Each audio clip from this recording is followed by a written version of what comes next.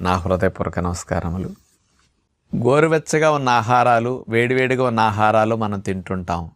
అప్పుడప్పుడు కొన్ని సందర్భాల్లో బాగా చల్లగా ఉండే వాటిని ఎక్కువ ఇష్టపడుతూ ఉంటాం. చల్లగా ఉండే కూల్ డ్రింకులు, ఐస్ క్రీములు, చల్లగా ఉండే నీళ్లు, చల్లగా ఉండే ఆహార పదార్థాలు కొన్ని ఫ్రిడ్జ్లో పెట్టుకుని కూడా అట్లా చల్లగా తినేస్తూ ఉంటాం. ఈ చల్లటి ఆహార పదార్థాలు తిన్నప్పుడు మీ పొట్టలో ఏం మార్పులు వస్తాయి? మీ పొట్టలో డైజెషన్ స్లో అయిపోతుంది.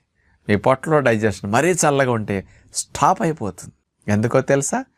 మన పొట్ట టెంపరేచర్ ఎంత ఉంటుందో ఆలోచించాలి మీరు ఒక్కసారి. మనకి బాడీ టెంపరేచర్ 98.4 ఫారెన్హీట్ డిగ్రీస్ ఉంటుంది కదా. పొట్టలో మాత్రం 100 ఫారెన్హీట్ డిగ్రీస్ టెంపరేచర్ ఉంటుంది. పొట్టలో ఆ టెంపరేచర్ ఉన్నప్పుడే డైజెస్టివ్ జ్యూసెస్ తయారవటం కానీ, అంచులమట జిగురు స్రవించటము కానీ, అట్లాగే ఎంజైమ్స్ బాగా సరిగా రిలీజ్ అయ్యి సరిగా